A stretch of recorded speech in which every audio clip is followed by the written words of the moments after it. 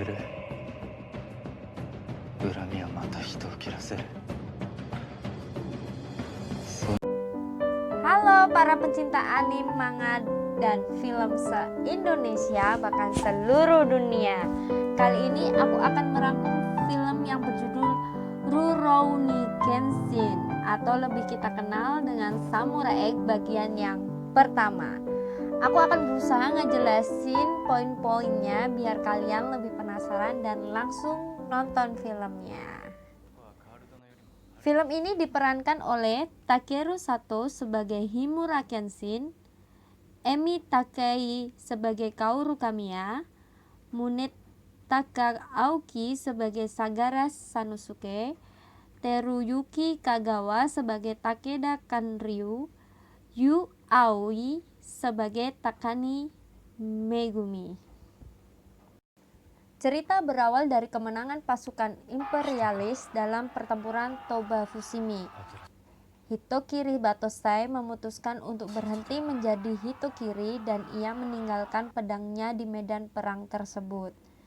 Namun, pedangnya ditemukan oleh Hitokiri yang lain. Oh iya, aku jelasin, Hitokiri dalam sejarah Jepang merupakan seorang pembunuh yang berdarah dingin. Suatu hari terjadi pembunuhan seorang polisi dengan sepucuk surat bahwa Batosai lah yang membunuhnya. Namun, Saito Hajime yang merupakan mantan samurai yang menjadi polisi menduga bahwa bukan Batosai pembunuhnya, melainkan Takeda Kanryu, pengusaha opium yang sangat jahat. Takeda Kanryu juga diketahui menyekap Megumi untuk membantu dalam pembuatan pemurnian opium. Megumi yang ketakutan akhirnya dapat kabur dari tempat Takeda dan meminta pertolongan perlindungan terhadap polisi. Namun Batosai yang bernama Udo Jinne menghabisi polisi yang ada di sana untuk menemukan Megumi. Namun syukurlah Megumi dapat kabur dan selamat. Udo Jinne yang mengejar Megumi malah bertemu dengan Kaoru Kamiya. Jadi pas banget. Kaoru Kamiya sangat ingin membunuh Udo Jinne karena ayahnya telah dipermalukan, intinya mau balas dendam begitu. Kaoru yang pemberani mengajak Udo Jinne berduel, namun pastinya Kaoru lah yang kalah. Untung Himura Kenshin datang menolong Kaoru. Tapi di sini Kenshin menolongnya bukan dengan berduel, tapi mengajak Kaoru untuk kabur dari Udo Jinne. Mereka berdua kabur ke dojo milik ayah Kaoru yang dulunya adalah sekolah namun sudah tutup. Di situ Kenshin bertanya kepada Kaoru, mengapa dia berani melawan Udo Jinne yang kemampuannya jauh di atasnya. Kaoru hanya menjawab bahwa dia ingin menunjukkan bahwa pedang bukan untuk membunuh, namun untuk melindungi. Segerombolan preman datang ke dojo untuk mengambil alih. Mereka merusak dojo sedangkan Kaoru dan Myojin tidak dapat berbuat apa-apa. Lagi-lagi di sini Kenshin datang dan membantu Kaoru. Dengan tangan kosong, Kenshin dapat menghabisi semua preman yang ada di sana.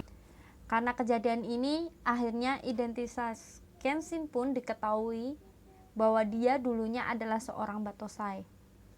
Polisi yang datang terlambat pun langsung memasukkan Kenshin ke dalam penjara.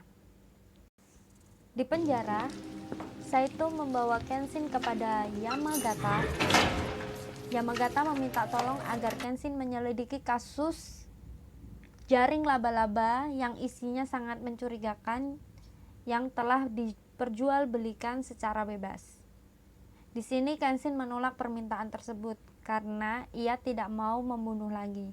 Dan ini membuat Saito ingin berduel dengan Kenshin. Saito meremehkan pedang Kenshin yang mata tajamnya terbalik dan menjadikannya sebuah lelucon. Di saat Kenshin dibebaskan dari penjara, Kaoru sudah menunggu dan menjemputnya untuk tinggal di dojo-nya. Kaoru tidak keberatan dengan status Kenshin dari masa lalu. Setibanya di sana, ada Megumi yang juga tinggal dan bersembunyi di dojo Kaoru. Mereka berempat mengadakan makan malam di luar dan bertemu dengan Sagara Sanosuke. Di dojo terjadi hal aneh. Semua warga terkena demam dan sakit tanpa dokter tahu penyebabnya. Megumi yang curiga langsung mengecek sumur air dan merasakan airnya. Ternyata ada racun tikus yang dicampurkan dalam sumber air. Di sini Megumi bergerak cepat untuk menolong warga, dan kabar gembiranya, masa kritis pun dapat diatasi. Megumi mulai bercerita tentang dirinya bahwa ia dulunya adalah anak seorang dokter. Namun saat semua keluarganya meninggal, ia terpaksa menjadi wanita simpanan Takeda Kanryo untuk bertahan hidup. Megumi yang tidak mau banyak korban lagi, ia memutuskan untuk kembali ke rumah Takeda. Dia berniat untuk membunuhnya.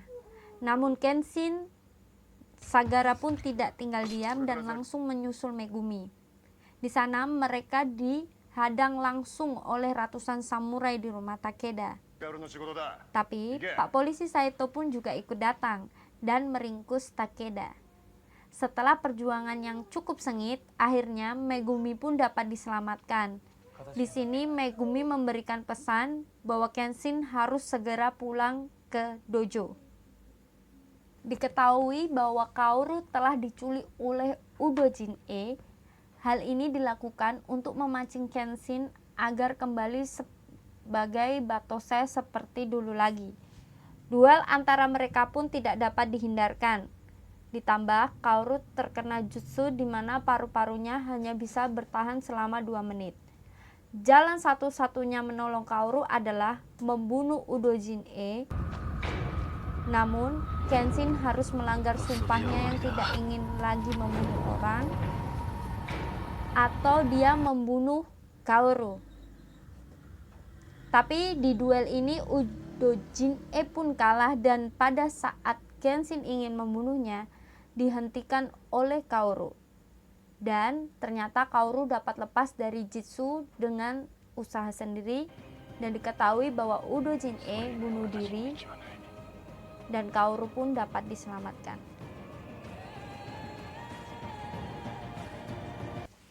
Film Rurouni Kenshin bagian pertama pun diakhiri dengan Kaoru, Megumi, Kenshin, Sagara, dan Myojin hidup bersama di dojo untuk saling mengobati luka lama dan saling melindungi.